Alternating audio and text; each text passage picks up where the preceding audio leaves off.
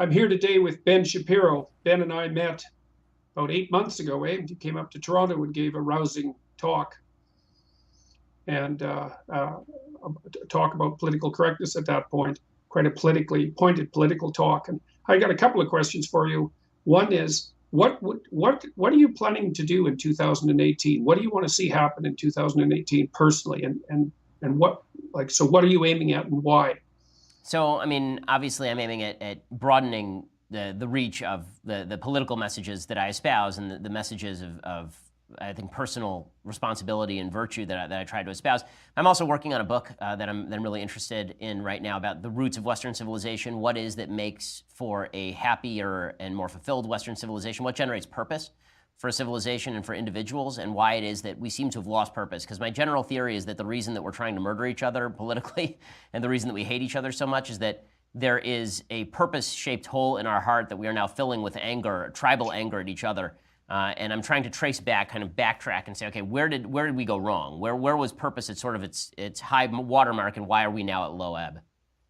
Okay, one of the things that I've found in the discussions that I've had over the last year, especially the public discussions, public lectures, let's say, is that it seems perfectly possible to make a room go silent by speaking to, especially if it's a room full of young men, by speaking to them about responsibility and truth. And this has really staggered me, because those are not obviously saleable messages, especially for someone who's rather cynical about the fundamental nature of human beings. I'm not saying that I am, but if you launched a business plan to the typical observers and said, well, I'm going to base a public movement on the adoption of excess responsibility and the requirement to speak the truth, and that's going to become hyper popular, the probability that people would agree that that's a possibility is pretty much zero. And so I've been thinking that we've spoken about rights for so long and spoken about freedoms for so long, let's say since the early 60s, just essentially speaking, that we've actually left a conceptual hole in our culture. And that seems to be akin to the point that you're making with regards to this book. And now you mentioned responsibility, and why that specifically?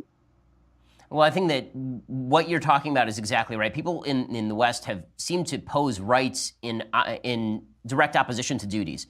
So the American founding particularly was obsessed with this idea of rights and individual rights, but there was also this corresponding idea of duties that's very clear in founding thinking. George Washington talks about duty. Benjamin Franklin talks about duty. The idea was that duty was to be socially generated, not by government, but by society itself, by small communities, by churches, by your family, and that would fill the gap that allowed you to actually have a functioning society of rights. But we seem to have left duty completely behind. Now it's just all about the rights and not about the duty. And what's happened is that that's collapsed in on itself, because a society of only rights and no duties ends up generating duties masquerading as rights, right? Positive rights that are actually not rights at all, that are me imposing a duty on you in order to further my own perception of my rights. And that's, I think, where we've been going. And it's a dark place, and it creates an enormous amount of opposition. I mean, when you say, Jordan, when you talk about the fact that people would not have thought of building a movement on notions of truth and responsibility, that's because I think for a long time, people just took it for granted that we all agreed on these things. But there's been an actual forcible counter movement for generations now against both truth and responsibility. The idea is there's no objective truth.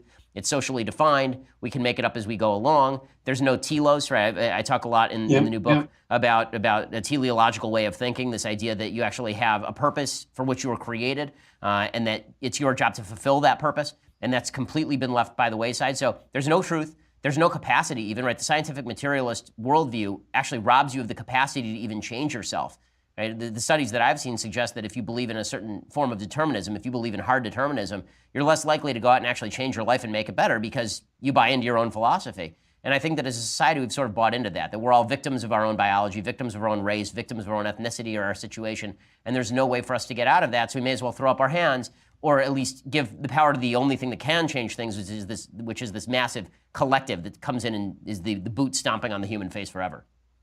Well, there's also the strange misapprehension, I think, with regards to the nature of rights, because as far as I can tell, I mean, rights are a multifaceted phenomena, but I think the least metaphysical claim that you can make about rights is that if I have a right then that brings with it a parallel responsibility, not only to myself to act in a manner that is in accordance with that right, whatever that happens to be, but I also have a responsibility, if the right is universal, to act in a certain manner towards you.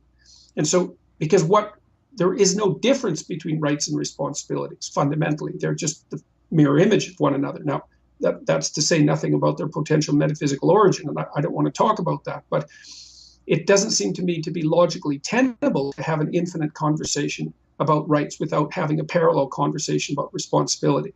So there's a logical flaw in it that leaves that gap that needs to be filled. And then the other thing that's occurred to me is that the genuine meaning in life, and I do believe that life has a genuine meaning. I think I can make that claim without even making it metaphysical, although I don't mind the metaphysical addition to it.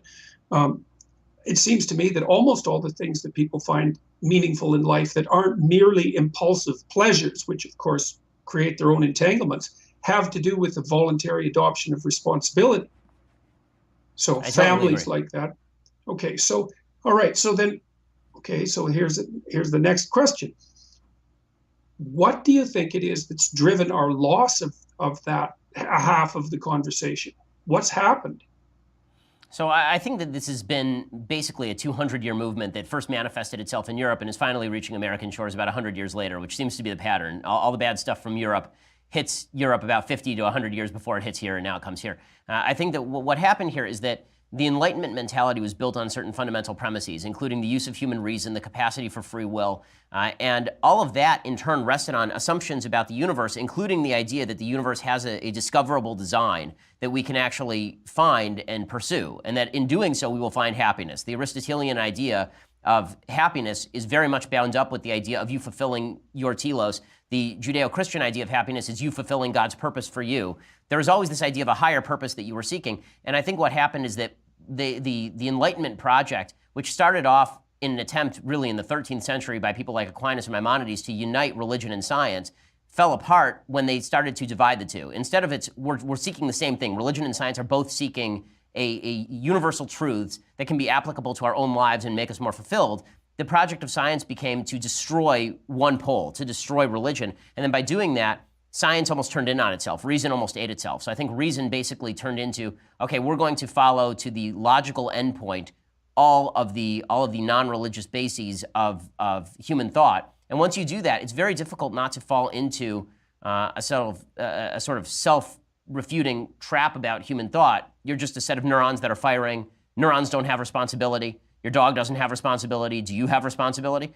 You are a product of your environment and your biology. Does that carry with it any sort of moral responsibility? You don't have the capacity to choose. If you don't have the capacity to choose, how do you have moral responsibility?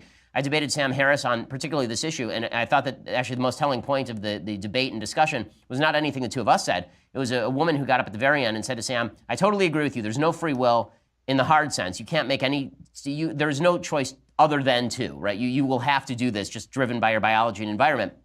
But I have a 5-year-old son. What do you want? What should I say to him?